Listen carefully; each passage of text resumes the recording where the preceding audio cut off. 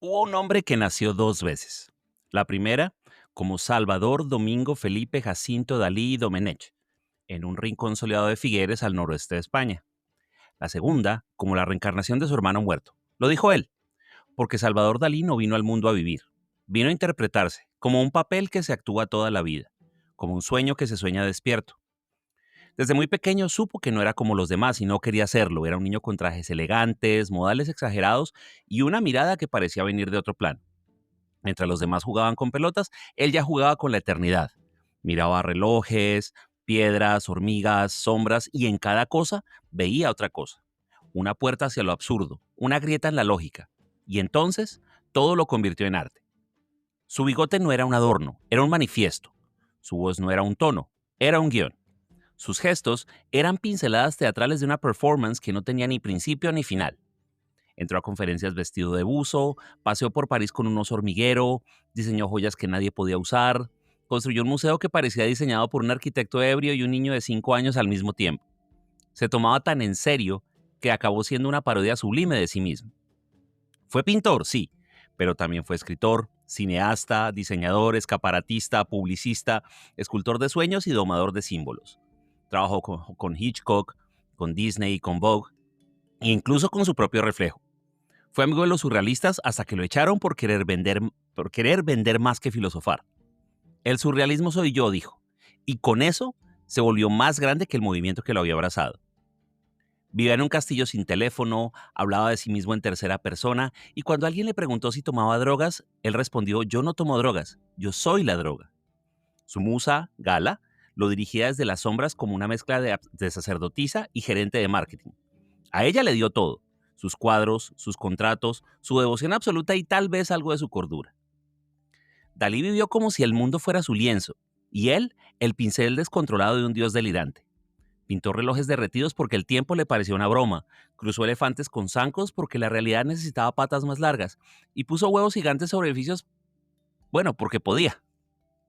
Y aún hoy, mientras sus cuadros siguen flotando entre vitrinas y sus frases vuelven a viralizarse como profecías modernas, Dalí sigue siendo eso que no se puede clasificar: un genio, un loco, un farsante brillante, un profeta del absurdo. Tal vez fue todo eso, o tal vez fue simplemente alguien que entendió mejor que nadie que la única forma de no morir es ser inolvidable.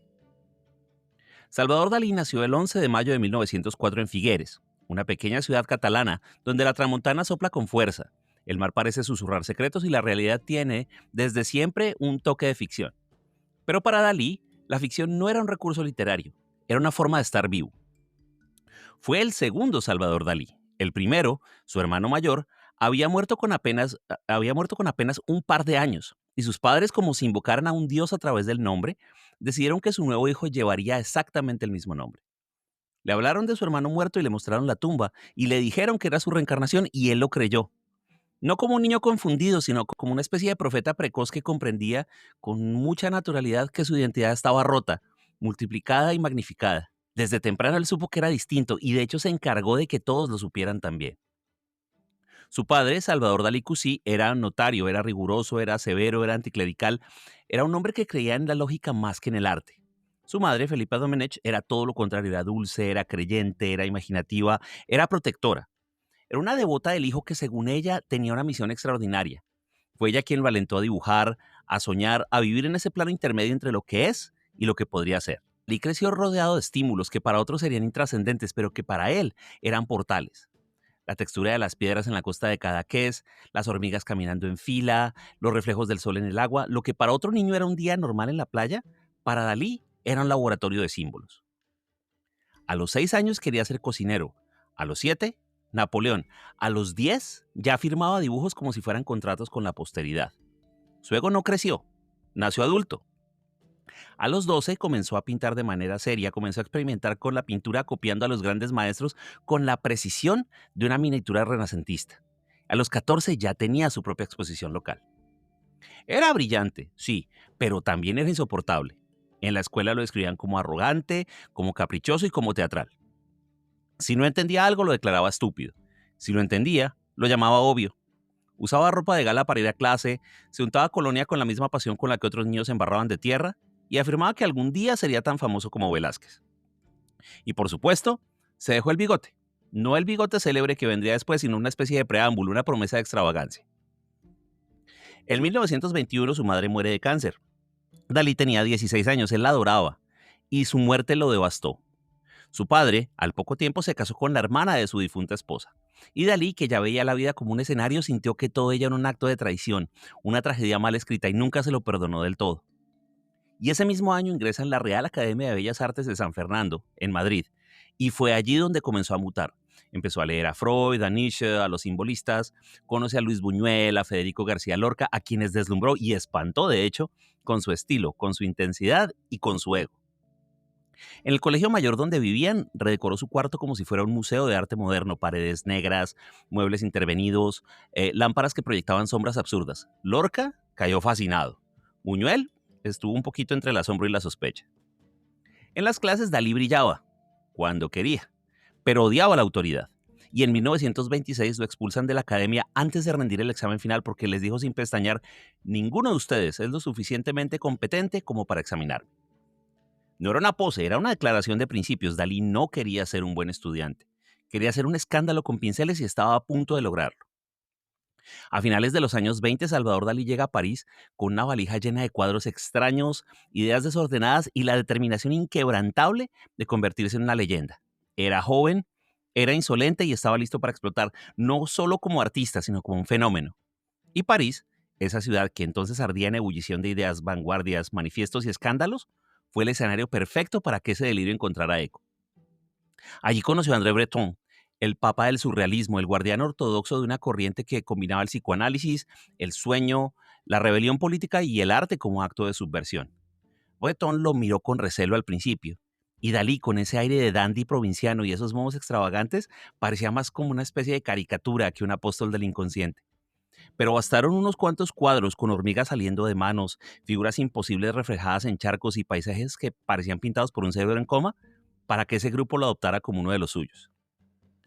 Durante un breve pero muy intenso periodo, Dalí fue la estrella del surrealismo. Pintaba como si hubiera conectado su lóbulo frontal cerebral a una pesadilla freudiana.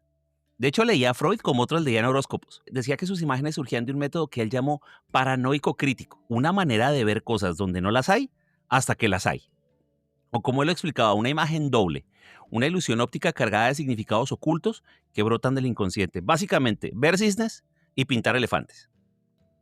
Pero el problema, el eterno problema de Dalí, fue que no sabía ser parte de ningún club sin declararse presidente.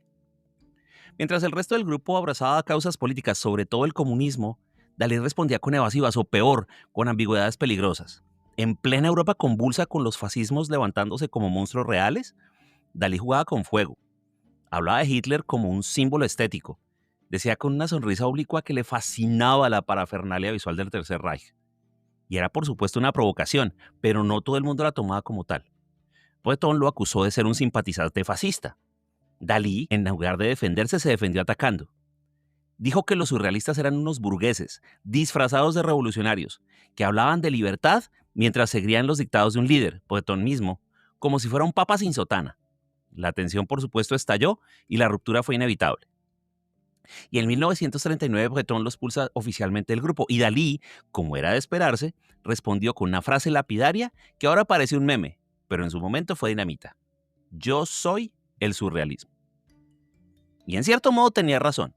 Mientras el grupo se hundía en disputas internas, manifiestos ideológicos y un purismo que a veces parecía censura disfrazada de coherencia, Dalí se convirtió en una marca registrada, viajaba, vendía, diseñaba portadas para revistas, colaboraba con Walt Disney, creaba vitrinas para tiendas, aparecía en la televisión americana como una especie de profeta del absurdo y seguía pintando, con la misma obsesión por los sueños, la carne, la putrefacción y el delirio.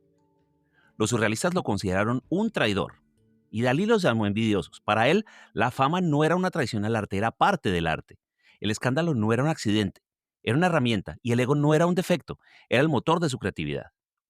Y mientras ellos discutían por el futuro del arte, ella estaba construyendo su museo en Figueres, diseñando portadas de Time y diciendo cosas como: la diferencia entre lo que yo soy y los demás surrealistas es que yo soy el surrealismo con chequera. Dalí ya no necesitaba pertenecer al surrealismo, ya lo había superado. Hablemos ahora de la musa de Dalí, Gala, que en realidad se llamaba Elena Ivanovna Diakonova. Ella nació en Kazán, en Rusia, y llegó a París escapando de una infancia gris, un matrimonio tibio y un país en llamas. Ella era una persona supremamente inteligente, pero muy dominante. Tenía ese tipo de mirada que desarma y una voz que sonaba como si el tiempo se detuviera solo para escucharla. Ella había estado casada con el poeta Paul Eluard, otro surrealista, y ya para entonces era conocida como una especie de sacerdotisa de los círculos artísticos. Era intensa, era críptica, era bella, de una manera que no se podía colgar de una pared. Dalí la conoció en 1929 en Cadaqués. Él tenía 25 y ella 35. Él era un joven excéntrico, virgen, vestido como un personaje de caricatura.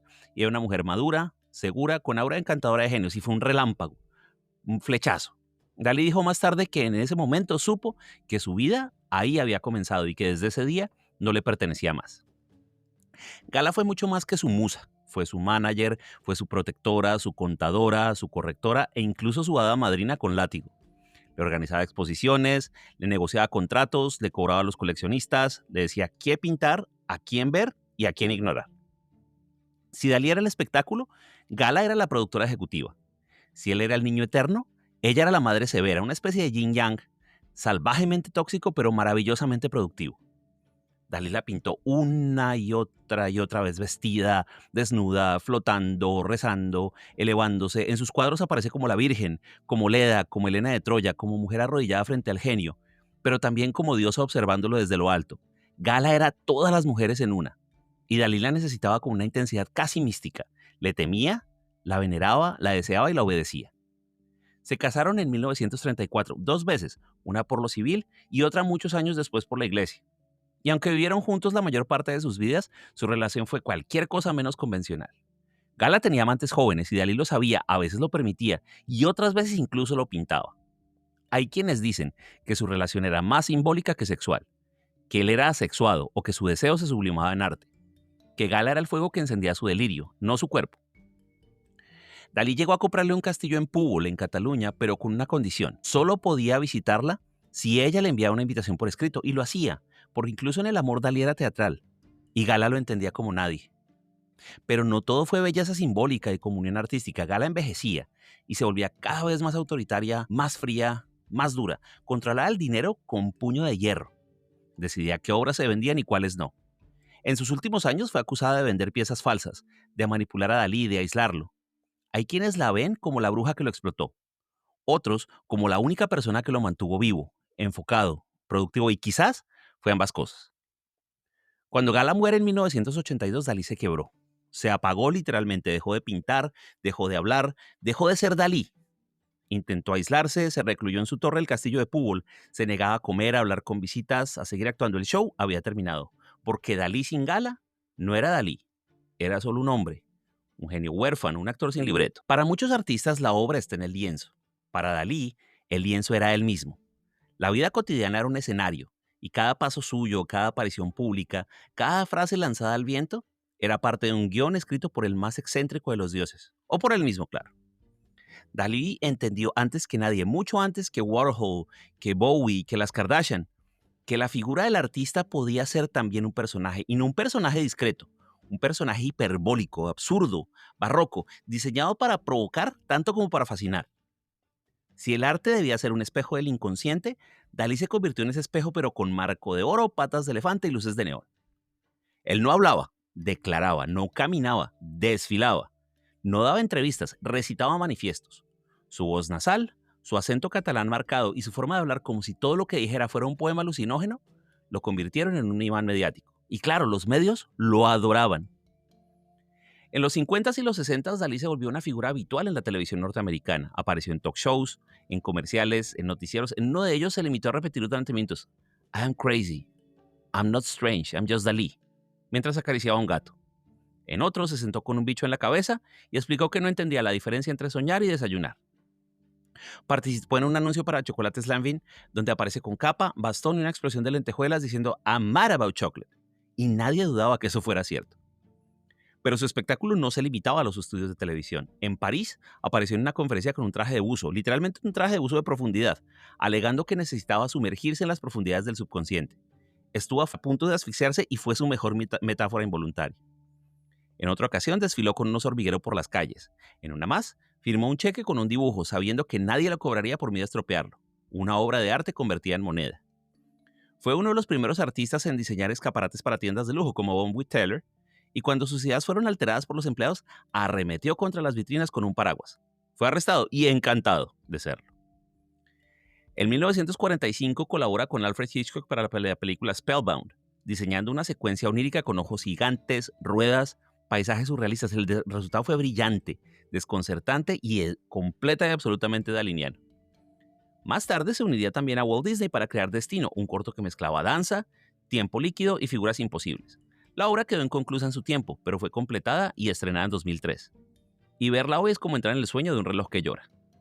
Y luego estaban los perfumes, las joyas, los muebles, diseñó un sofá con forma de labios, joyas en formas de corazones palpitantes, frascos de perfume que eran esculturas en miniatura. Todo lo que tocaba se volvía arte o espectáculo, o las dos cosas.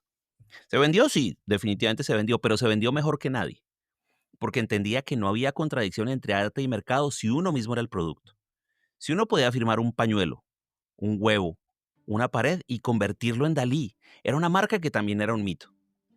Lo acusaron de oportunista, de bufón, de desvirtuar el arte, y él con una sonrisa torcida respondía: el verdadero pintor es aquel que es capaz de pintar escenas extraordinarias en medios ordinarios. Y luego aparecía en un supermercado pintando latas de sopa mientras cantaba ópera. Dalí no era solo un artista, era un fenómeno, y lo sabía, y lo disfrutaba, y sobre todo lo había planeado desde el principio. Vamos ahora a sumergirnos un poco en las obras más icónicas de Salvador Dalí, no solo desde lo visual, sino también desde lo simbólico, lo absurdo, lo delirante y lo profundamente inteligente. Cada una de estas piezas es como una puerta a su mente, no hay que entrar, pero sin mapa, y con la certeza de lo que uno encontrará no tiene sentido, pero no lo necesita. Por supuesto, hay que empezar hablando por la persistencia de la memoria, también conocida como los relojes derretidos. Este es quizás el cuadro más famoso de Dalí y uno de los iconos absolutos del surrealismo. Pintado en óleo sobre lienzo es pequeño, es impresionantemente pequeñito, son 24 por 33 centímetros, pero inmenso en impacto. El paisaje es árido, casi muerto, inspirado en los paisajes de Cap de Cruz en la Costa Brava catalana. Sobre ese fondo aparecen 4 relojes de bolsillo que en lugar de marcar la hora con precisión suiza, se derriten como si estuvieran hechos de queso fundido. Uno cuelga lánguidamente de una rama seca, otro se desliza por el borde de una plataforma, un tercero reposa sobre lo que parece ser un rostro deforme, una especie como de autorretrato en estado de descomposición.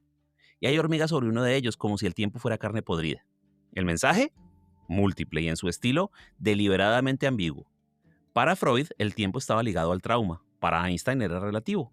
Para Dalí el tiempo era un chiste blando, una ilusión que se disuelve en los sueños, una convención que no sobrevive al deseo. El tiempo no pasa, se derrite. Luego está Cisne reflejando elefantes. Esta pintura es un perfecto ejemplo del método paranoico crítico de Dalí. A simple vista, vemos 3 elegantes cisnes flotando en un lago tranquilo. Pero si miramos el reflejo en el agua, los cisnes ya no son cisnes. Sus cuellos forman las trompas, sus cuerpos las orejas y sus reflejos son elefantes. Es un juego de dualidades, de espejos, de imágenes que se transforman con solo cambiar la perspectiva. Es la lógica del sueño, donde algo puede ser y no ser al mismo tiempo, donde lo bello puede esconder lo monstruoso, donde lo frágil, el cisne, puede convertirse en lo imponente, el elefante tan solo con tan solo cambiar el ángulo del alma. Es también de alguna manera un cuadro sobre Dalí mismo, la máscara refinada del artista ocultando la maquinaria pesada del ego. Está también la metamorfosis de Narciso. Basado en el mito de Narciso, el joven que se enamora de su reflejo y se convierte en flor, este cuadro es una de las obras más complejas y más crípticas de Dalí. En la parte izquierda vemos una figura desnuda en cuclillas que representa a Narciso, observando su reflejo en el agua. En la parte derecha, una imagen casi idéntica pero transformada. La mano de piedra sostiene un huevo del que emerge una flor. Es una visión doble. El cuerpo convertido en símbolo, el deseo convertido en destino. Dalí está obsesionado con la idea de la transformación, de la mutación constante. En este cuadro, el amor narcisista lleva a la petrificación, pero también al renacimiento. El ego se convierte en semilla y el deseo en flor. Freud, a quien Dalí admiraba con devoción fanática, escribió que este cuadro era una de las mejores ilustraciones del inconsciente que jamás había visto. Está el Cristo de San Juan de la Cruz, uno de los cuadros más provocadores de su etapa mística. Representa a Cristo crucificado, pero desde una perspectiva imposible, visto desde arriba en un ángulo casi celestial. La cruz flota sobre un cielo oscuro y debajo se ve un paisaje marino calmo, inspirado en Paul Gigat. No hay clavos, no hay sangre, no hay dolor, solamente hay luz, geometría y simetría perfecta. Es un Cristo casi matemático, casi platónico. Fue pintado tras una serie de sueños que Dalí interpretó como visiones y lo tituló en honor al dibujo de un místico español del siglo XVI. Los religiosos lo acusaron de hereje, los racionalistas de místico. A Dalí le encantó que ambos tuvieran razón. Tenemos también el cuadro de la aparición de rostro y frutero en una playa. Y este cuadro es un festival de ilusiones ópticas.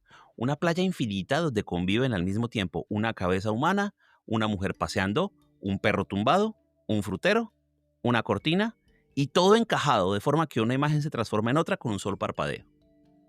Dalí decía que el mundo era una especie de acertijo visual constante, que la mente siempre quiere ver algo incluso si no está allí, y que esa tendencia a buscar sentido donde no hay ninguno es el mayor recurso del artista. Hay una obra que tiene un título fascinante, se llama Retrato de Gala con dos costillas de cordero en equilibrio sobre su hombro. El título es literal. Gala aparece con un vestido de gala, y valga el juego de palabras, seria, elegante, mientras sobre su hombro se equilibran dos costillas de cordero crudas. ¿Por qué? Porque sí. Porque no, porque el deseo es carnal, porque el amor pesa, porque incluso la belleza más imponente puede tener sobre sí la amenaza de lo grotesco, porque Dalí era Dalí. Hay otra que se llama el espectro del sexapil. Es una criatura grotesca de carne flácida y descompuesta sostenida por muletas. Un autorretrato simbólico de sus miedos sexuales, su inseguridad física y su visión del deseo como algo casi monstruoso.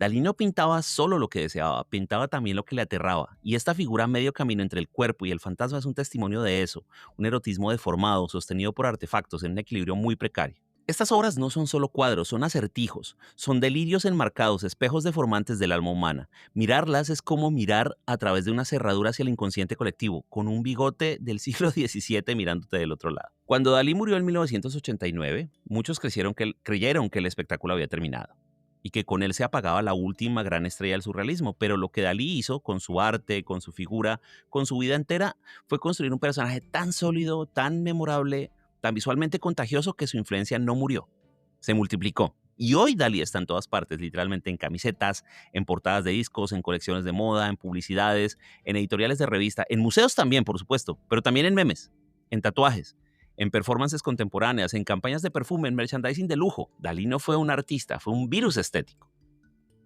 Su capacidad para combinar el delirio con la precisión técnica convirtió su obra en un referente tanto para los pintores como para los diseñadores gráficos. Desde las portadas de discos de Pink Floyd hasta los videos de Lady Gaga, pasando por artistas como Jeff Koons, Damien Hirst o Takashi Murakami, todos beben de manera directa o disimulada del mismo manantial, el de un arte que no se toma en serio, pero que exige ser tomado en serio. En la moda, diseñadores como Alexander McQueen, Elsa Schiaparelli y John Galliano han tomado muchos elementos dalinianos, los relojes derretidos, las muletas, los labios flotantes, las formas imposibles. Schiaparelli, de hecho, colaboró con Dalí en su época. Crearon juntos un sombrero con forma de zapato y un vestido con estampado de langosta.